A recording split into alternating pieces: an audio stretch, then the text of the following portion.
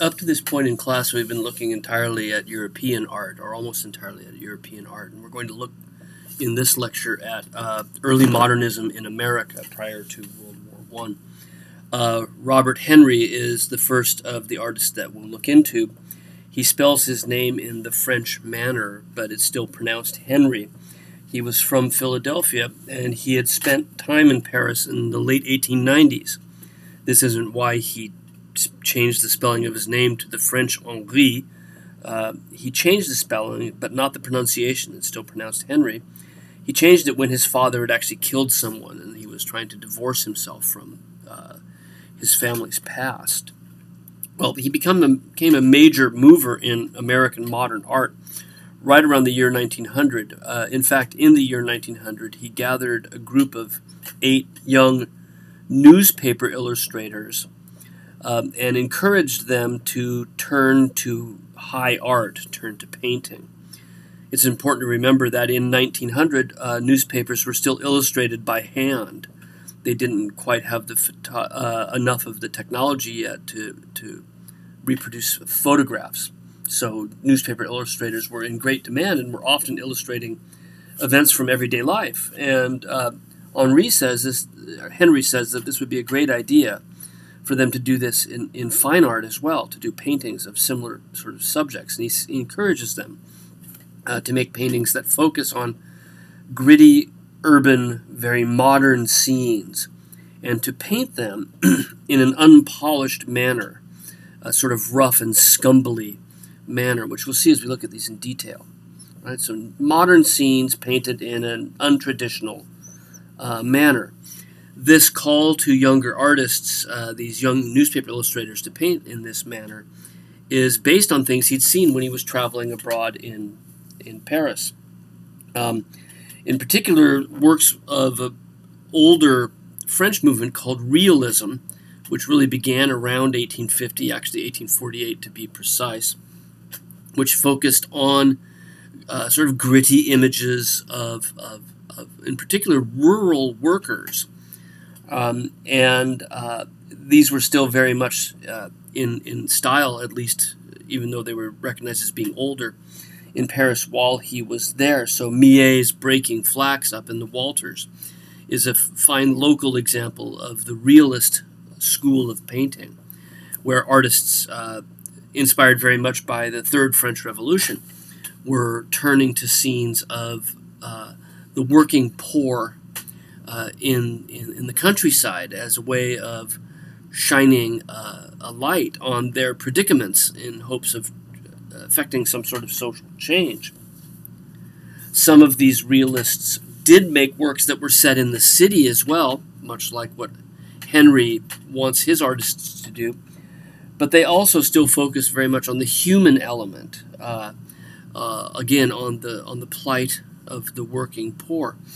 And this is, to a certain degree, what sets Henry's work apart from the realist works. It's definitely interested in life in the modern world, life in modern America, and life in the modern city, but it seems less focused on sort of the downtrodden classes, on using art for effective social change to bring about bring attention on classes of society that had not yet been recognized. Another group of artists that Henry was looking at while he was in Paris are, of course, the Impressionists. They also focused very much on the modern city, especially in the first decade, in the early years. And Henry's work has a lot more in common with these, and certainly his exhortation to the artists to paint in an unpolished manner owes everything to the Impressionists.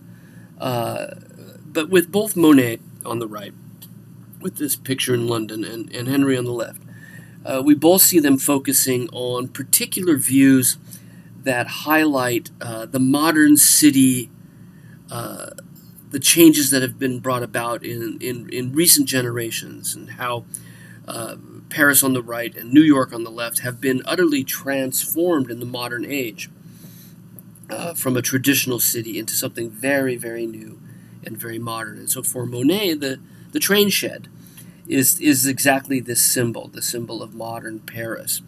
And for Henry, it's the high rise. It's those monstrous buildings that by today's standards are relatively short, but the ones in the background that rise up out of the frame of his picture that suggest that they just simply go on forever. These are indeed the symbols of change in the modern world. In fact, if we read the picture more closely, what we see is the foreground is one of the side streets leading to this broader boulevard in the background. I think it's probably Broadway because it runs diagonally. And here one of the side streets that hits Broadway. But we have these older brownstones. These are workers' houses in the foreground. They're darker. And then the street opens up to the broader avenue with the high-rises in the background. We can see a domed building suggesting either commerce or banking. These high-rises are offices. This is all new money in the back versus old traditions in the foreground. And the area of the older tradition is inhabited by this older tradition as well, the horse-drawn carriage. Now, there were still a lot of these to be seen in New York in 1900, but electric trolleys did exist. And here he's focusing on the horse-drawn carriage more or less as a symbol of the past. Now that I'm looking at it, I don't have this in my notes, but now that I'm looking at it, it looks almost like a hearse.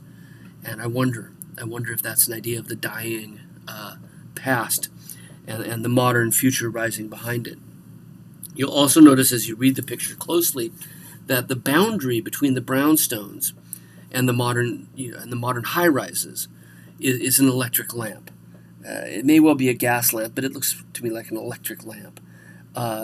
Certainly a modern street lamp, and that's sort of bisecting, if you will, the two areas of the canvas, old and new. This seems to be a theme that Henry is working with. And you'll notice that everything is particularly gritty. Not only is the paint handled in a very loose, broken, modern manner, but also there's a great focus on the dirty snow, that sort of mashed potatoes and gravy look that snow gets after it's been out in the city for a while and starts to get covered with gravel and soot.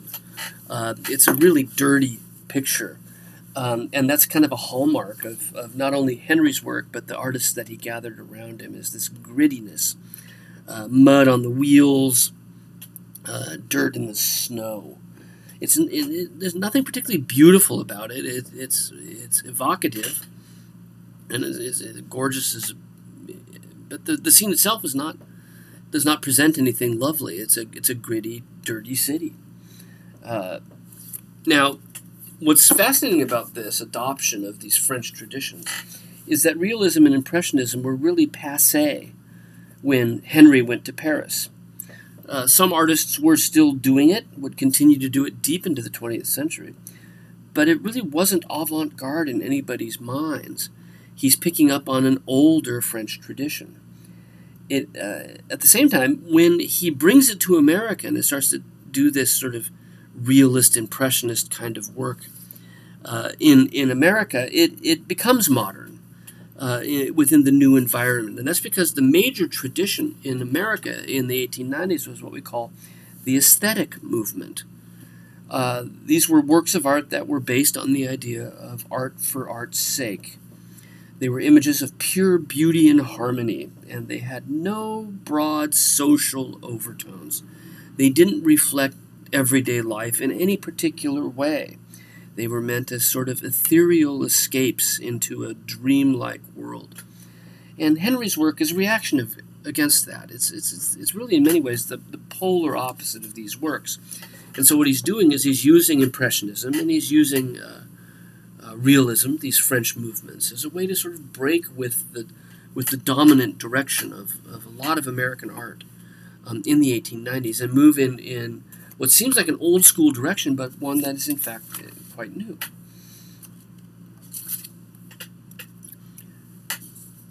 One of the group of illustrators that Henry gathered around him in New York was John Sloan. Gathered around him, not in New York, but in Philadelphia. It turns out that the group, Henry's group, started in Philadelphia and eventually then moved from there to New York. So Sloan is part of this group. And in 1808, they mounted a group show, and there were 8 of them, so they just called themselves the 8. They didn't want to talk about any particular agenda, although it was obvious to everyone who saw it that what they shared were these loosely painted images of gritty urban life, the busyness of the modern world. I don't know if the 8 was any kind of a nod to James Ensor and the 20 in Belgium, les 20, the XX, but they may well have been. When the show went up in 1908, one of the reviews was quite negative. Said that their works were all vulgar and crude, and that the paintings were so shabby and dingy that they said, this is a quote from the review, they looked like they came from the rubbish bin. And this gave the group the name that they're known to this day by, which is the ash can school, the rubbish bin, right? So you think about a place where you put the ashes from the coal-burning fireplace. The ash can is the dirtiest place in the house. And they became known as the ash can school, the ash can group of painters, because of this negative review. And it's yet another instance, like with Cubism, like with the Fauves, where what was seen as a term of derision turned out to be a term that greatly describes these works in a more positive way. So with Robert Henry and John Sloan, we're talking about a group of painters called the Ashcan School, the first sort of modern movement in America. For Sloan's 6 o'clock winter, again, Monet makes a great comparison. For both of them, the train station was a symbol of the modern world. Monet did a good dozen of these images of Gare Saint-Lazare, this one in Chicago. And Sloan paints here a subway station, or I should say not a subway, but an elevated train station. Both of them see these as a great symbol for what is modern about the modern city. And that should come as no surprise, since this was really modern technology. But for Monet, of course, the train shed was also chosen as a prime example of a place where light and color were constantly changing. So this is, however, not really the case for Sloan. Sloan's interest in the elevated train station is this image of the bustle and the energy and the dense press of human flesh in the modern city. He does capture a particular time of day quite well, but that's not really the point. The point of the of his picture is the people charging through the city, everything in flux. Monet's everything is moving as well, but not nearly with the energy of Sloan's, and I think that diagonal composition simply adds to all of this. It's not simply about the light, it's about the energy of the modern city. Another painter who's grouped with the Ashcan school is George Bellows. He's a little bit younger, and he studied under Robert Henry after the 8 had moved to New York City. So he wasn't part of the group, original group in 1908, but he's usually discussed with the Ashcan school because he seems to, from his time studying under Henry, seems to share many of their concerns. The modern gritty metropolis, in this case it's a construction site, painted in a free and unpolished manner. And I've got a couple of wonderful details of this so we can see the openness of his brushwork. Here, the scaffolding on the top of the building in blue seems to very much, the openness of the brushwork seemed to be a metaphor for the openness of the construction of the building. But as we look elsewhere, the buildings in the background, very freely painted, without much attempt to blend or blur. And in fact, it breaks down into free brushstrokes the more that you look. Down closer to the foreground, we can again see this rather, a negative reviewer would say a sloppy application of paint. I think it's anything but sloppy, but it certainly is anything but polished. That's certainly not at all what he's interested in. And you can see those green slobs against the vertical or horizontal yellow dashes of paint up above the little flecks of blue at the edge of the construction site. And I think on a certain level, when we look closely at Bellows, this particular picture, we can see that the openness of the brushwork, the idea of him constructing the painting in a gritty,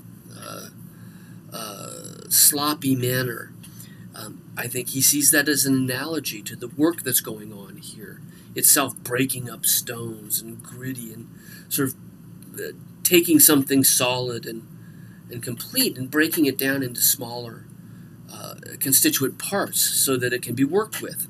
That's exactly what Bellows is doing with the paint. He's taking the solids, he's breaking them down into these small bits, these peach colors that meld with the greens at the feet of the workers. All of this is, I think, he's seeing what he's doing as a painter as being similar to what these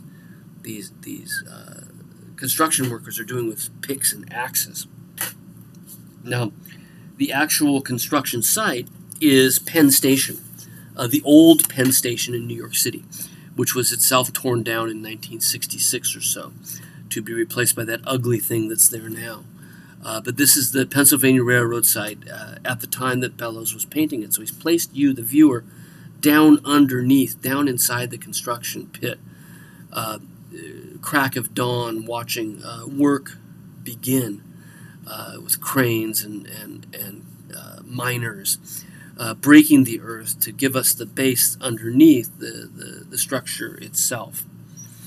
This was a fascinating subject matter for many New Yorkers, not just painters, but really just to see a construction site of this scale and this size, and to incorporate the introduction of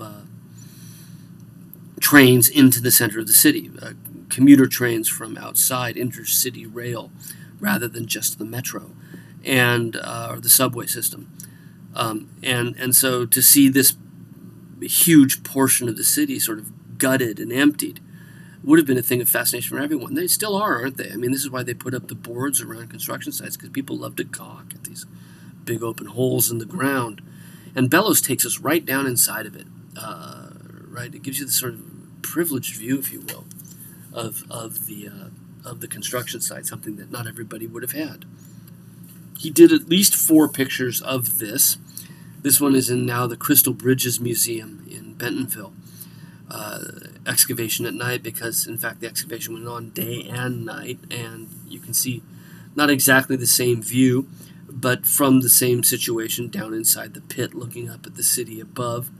Excavation continuing sort of around the clock.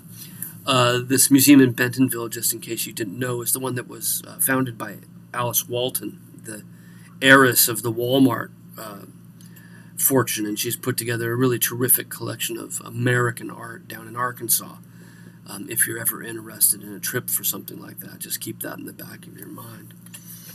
Well, this work, Excavation at Night, was one of the earlier works, and these had been already put on display by the time Bellows started Blue Morning.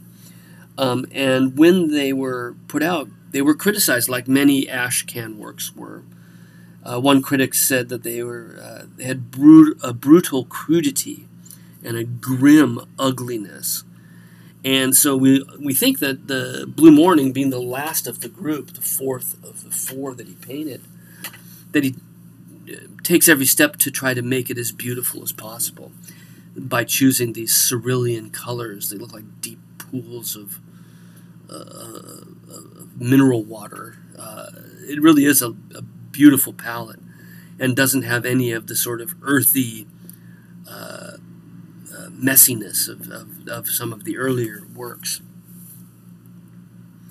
I thought about making a big deal about this comparison simply because it is exactly the same subject matter done by Bellows, around the Ashcan school, and Boccioni with the Futurists, because it really does show, even though both of them are about breaking the earth and man controlling the earth and a sort of a celebration of progress, they couldn't be more different in the way they sort of approach the subject matter. Boccioni very much, as we learned in the futurist lecture, very much interested in social overthrow and revolution, in the idea of the city rising as a metaphor for sweeping aside all tradition, and in an often violent fashion. Well, a lot of that might apply to Bellows. He's also, like the Ashcan school, interested in ousting traditional forms and championing the modern city, but there's nothing particularly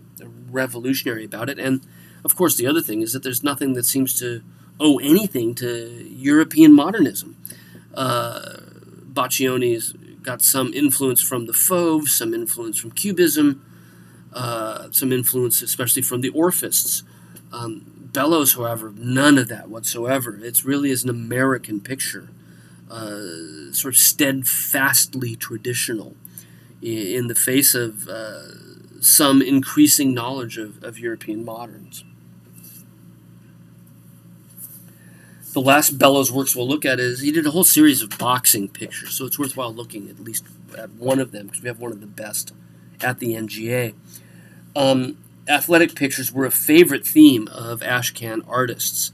I think they see athleticism as also a symbol of modern life. These boxing clubs as another, like excavation sites, as a place for a sign of American progress. A lot of historians have commented on athleticism as particularly important in American art, as sort of the idea of the health of the country as reflected through its virile male athletes at the end of the 19th century and into the early 20th. And we can see this reflected, if you know your way around that stuff, through boating pictures by Thomas Akins or hunting pictures by Winslow Homer. Bellows' boxing pictures can be fit sort of into that exact same legacy. At the same time, Bellows himself would have been particularly interested in athletic pictures. He was a varsity athlete at Ohio State. And in fact, before he became an artist, he had been given an offer to play pro baseball with the Cincinnati Reds, and he rejected the offer, decided to become a painter instead. Kind of like him for that idea. So he does have some interest in athleticism personally. What he's giving us here is a boxing match at an athletic club that was run out of the back of a bar across the street from Bellows' studio, Tom Sharkey's Athletic Club. Now, in the early 20th century, boxing matches in public were illegal. And so they often had to be done behind closed doors. But what was not illegal, were boxing clubs where you could spar with a partner just as, non-exhibition sport. And so Sharkey ran a sparring club, right, a boxing club. But the only way you could spar there was to be a member at the club. And so what Sharkey would do, and many clubs around town would hold these illegal fights, but make them legal by skirting the law. They were basically sparring matches, not meant as competition, that people would watch. And by law, you had to both be members of the club in order to spar there. So what Sharkey would do would be to make the fighters that he wanted people to come and bet on to be temporary members of the club. And so this is what the title refers to, that these are both members of the club. And we should probably put members in air quotes, both members of this club, when in fact they really aren't. It's often also associated with a comment on racial equality, in that we have an obvious black athlete and white athlete, both members of the same club. And as you can see from looking at the painting, I know it's a bit gritty up front, up close and personal, but the black athlete is definitely the one who's winning here. And we see the moment when the white athlete has begun to fall to his knees in defeat. Here is a close-up of the two boxers. It's incredibly brutal, this painting, and Bellows typical or in line with Ashcan ideals, does focus on the gritty brutality of it, in the same way that the landscape or the cityscape pictures would focus on the gritty dirtiness of the city, sort of unflinching look at mud and soot and whatnot, right? Here's an unflinching look at the mangled flesh of the poor boxer's face, as he's, for his money, is being pummeled to within an inch of his life and about to fall to the mat. One wonders about Bellows' own ideas toward boxing. This seems like not a particularly, rosy picture of what boxing is as a sport, and does seem to revel in all of its brutality. He once commented that he didn't really pass judgment on the fighters themselves, but he did say that and this is a quote now directly from Bellows, that the atmosphere around the fighters is a lot more immoral than the fighters themselves. I thought that was kind of an interesting thing to find out about him. So with Bellows and with these other artists, what we see in the early 19th century in America is a not particularly modernist way of painting, very realistic, based on older French traditions of Impressionism and Realism. This is one school of thought in early 20th century New York. Alfred Stieglitz is a major figure in early 20th century New York, and he primarily a photographer. In fact, almost exclusively a photographer, but he also ran an art studio, which is what we'll talk a lot about. Here is probably his single most famous photograph, the steerage. And it shows a passenger liner, ocean liner, and it shows the division between the upper decks, where the higher class people travel, and the lower decks, the steerage, where the lower class people travel.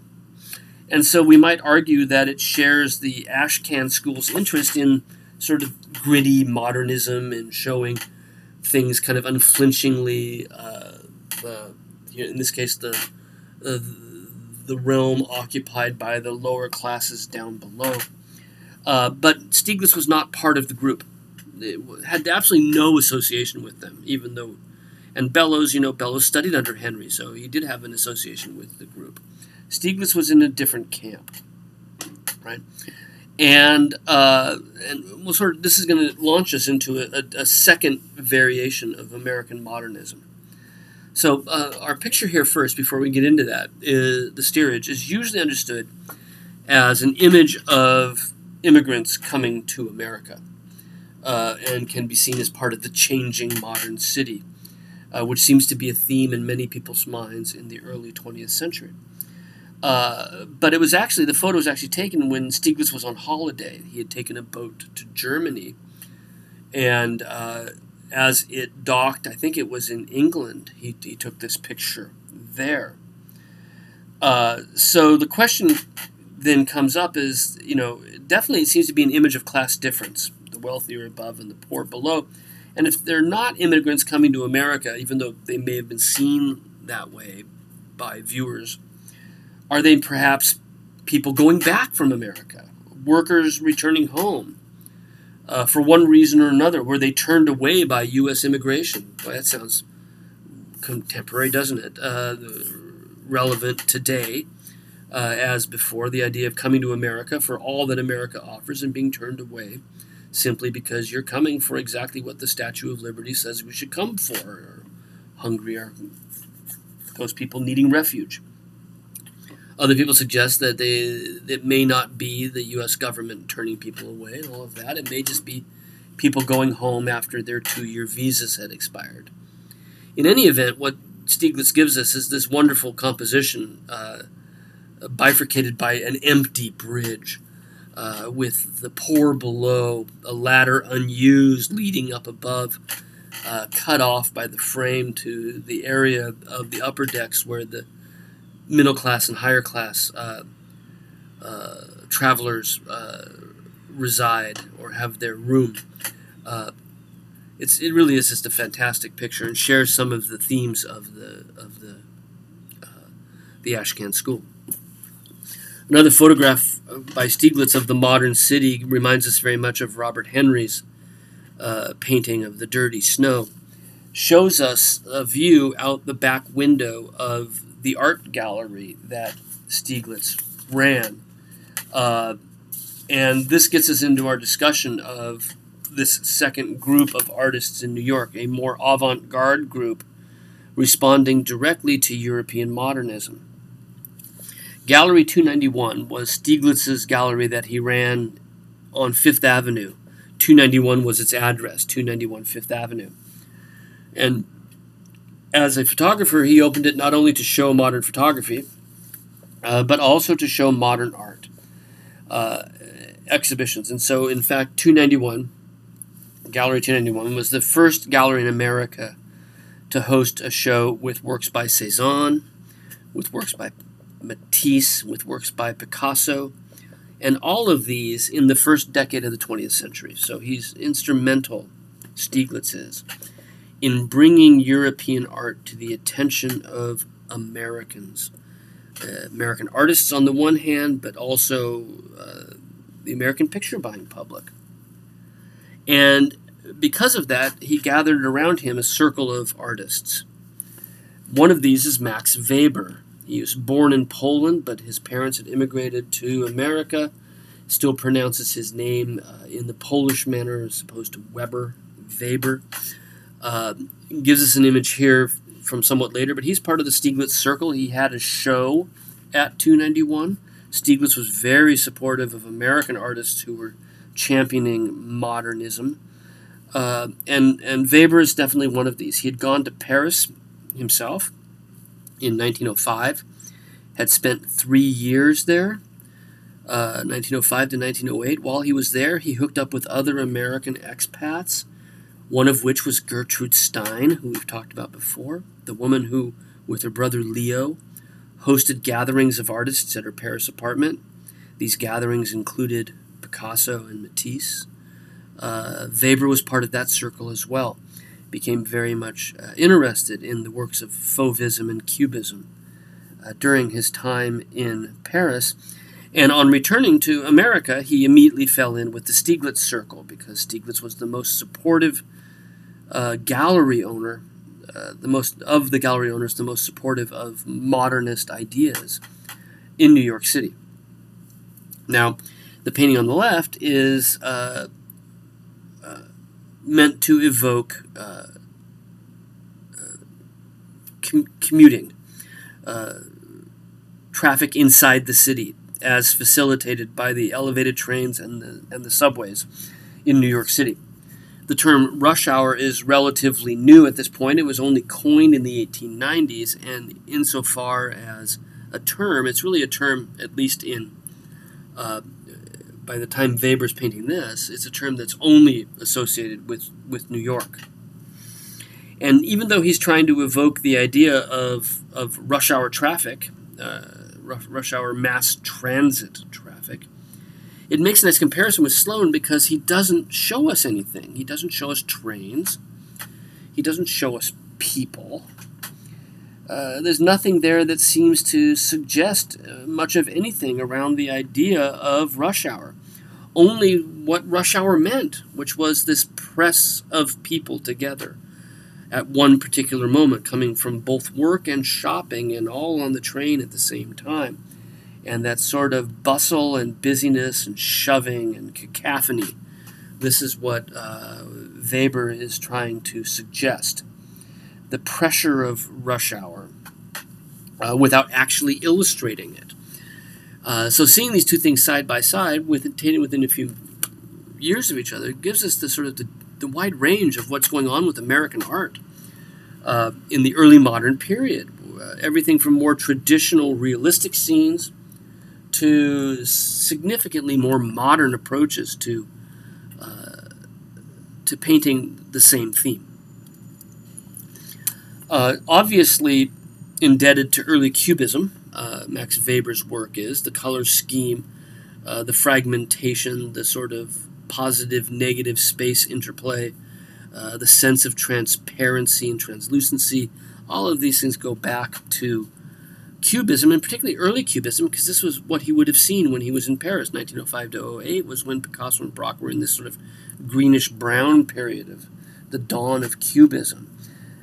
Definitely a huge influence on Weber. But again, you can see a difference is that there's nothing much in the way of representation. Within Braque, you can still make out boats, masts, piers, land versus ocean, sky in the background.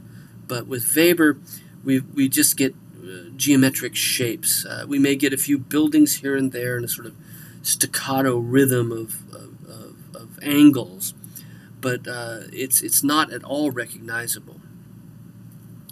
It seems also that Weber is keeping up with other modern traditions, probably through reproductions. The Futurists, for example, would have been a huge influence, I think, on Weber's work as well.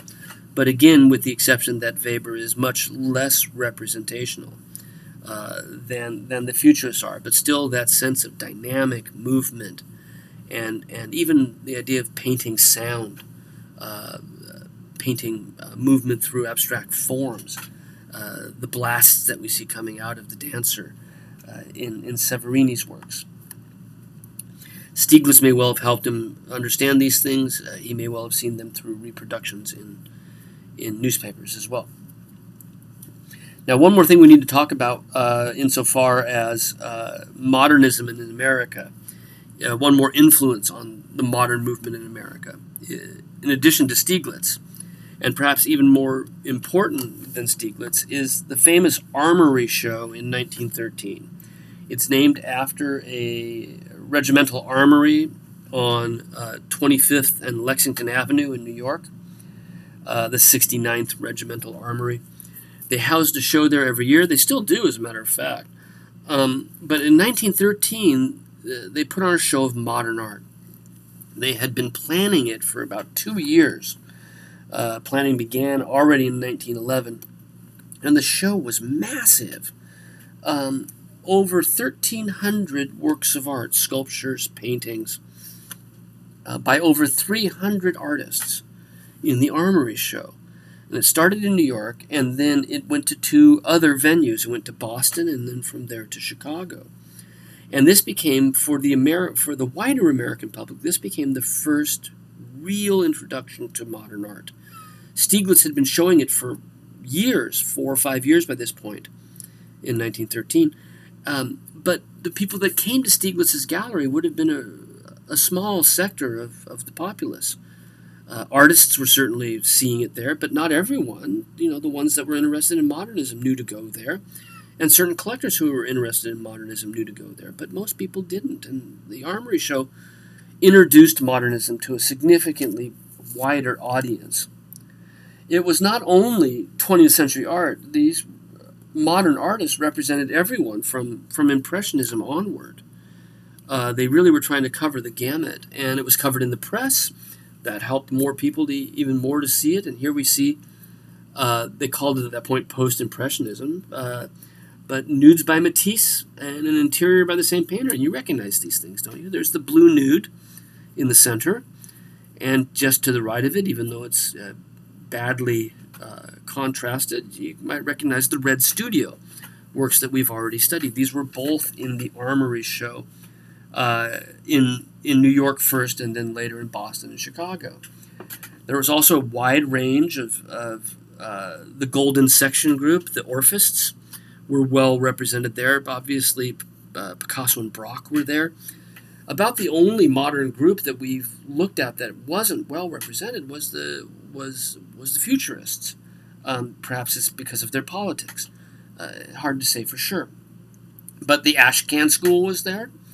They weren't making judgment against the Ashcan School for being a little bit more retrograde. So Henry's works were there, Sloane was there, Bellows was there, as were the more avant-garde American artists like Max Weber.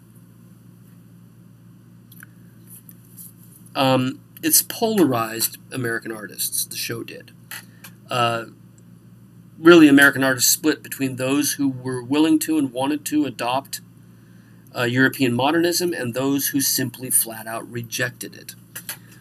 John Sloan was one of the ones who rejected European modernism. Here's a cartoon that he drew for a newspaper, making fun of cubism from an old children's poem. There was a cubic man and he walked a cubic mile, yada, yada, yada, right? Mocking not only cubism, but probably also purism and the things he was seeing there. This had nothing to do with the kind of works that he himself thought were most important to do. But I love the sort of cubic cat and mouse, the cubic smoke coming out of the little cubic house. And this really reflects to us the polarized opinion of modernism in America. Some very much for it, some for a more traditional kind of art. The last American modernist we'll look at in this lecture is Marsden Hartley, also part of the Stieglitz circle that is more interested in European-style modernism, also exhibited at Gallery 291 in the first decade of the 20th century, in the 1900s. And as you can see from looking, he's got an obvious interest in European modern painting. And it's not a far cry from Kirchner on the one hand, works by the bridge where colors are dissociated entirely from observed reality. Certainly Hartley is working in that particular direction. But also he's more or less equal parts Kandinsky, because the colors don't have the same sort of jarring dissonance that we tend to see in a lot of works from Die Brücke. He's doing this well before he ever goes to Europe. He didn't go to Europe until 1912, but he's already picking up on European modernism before this. This, for us, is a lesson in how much Alfred Stieglitz helped younger artists become interested in European modernism. When he does go to Europe in 1912, he does the same thing that Max Weber had done in 1905. He begins to hang out with Gertrude Stein and her circle of artists. That means he too would have met Matisse and Picasso while he was in Europe, just as Weber had met them before. But as you can tell from the comparisons we've made, he's much more interested in Germany.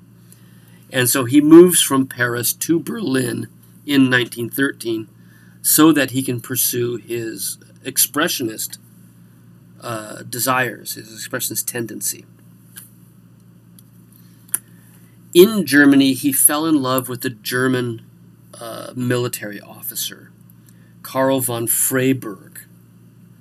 Now, homosexuality was illegal in Germany in the early part of the 20th century.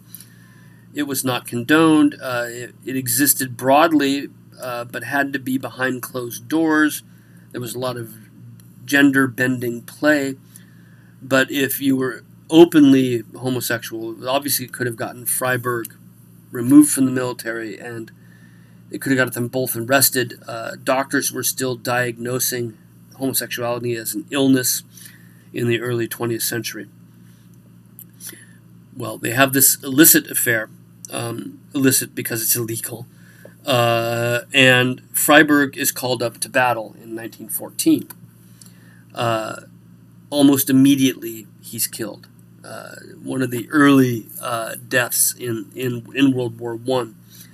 And, excuse me, what Hartley does is to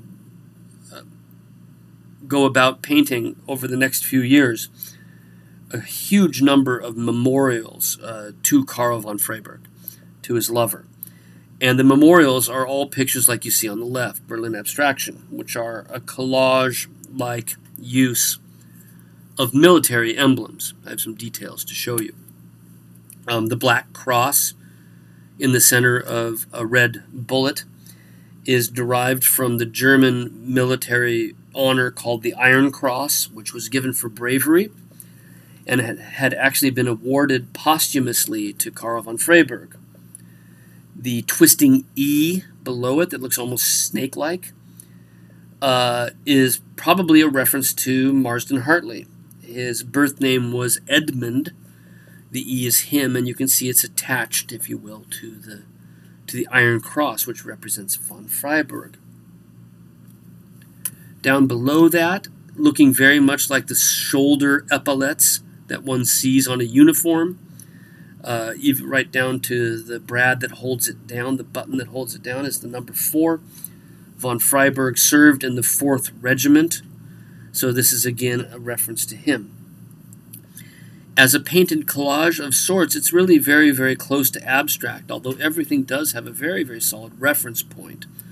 The blue and white checkerboard up above, for example, is the Bavarian flag. The red and white checkerboard down below is a reference to playing chess. He and Freiburg loved to play chess together.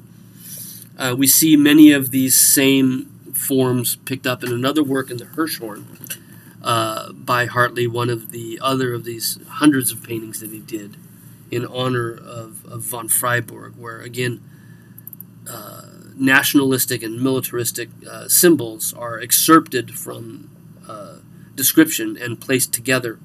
A spur from the horse, again 4, again the twisted E, elements from helmets, and even Karl von Freiburg's initials at the bottom. Well, what we've seen here as we looked at American art, modern art at the early 20th century, is that two different avenues.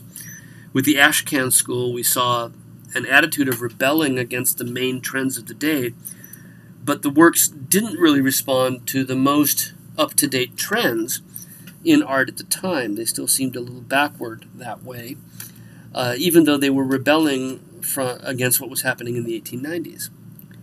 And then on the other hand, we get to the Stieglitz circle and artists who respond to the Armory show. And we see artists and viewers beginning to react to European modernism, and some artists, like Marsden Hartley, adopting ideas out of modernism. Certainly Max Weber falling into the same camp. And this will polarize American audiences. Americans will either be very pro-modern and very pro-avant-garde, or very anti-modern and pro-traditional. And this is, as we look into American art in the 20s and 30s and 40s, we'll see this to be a continuing trend.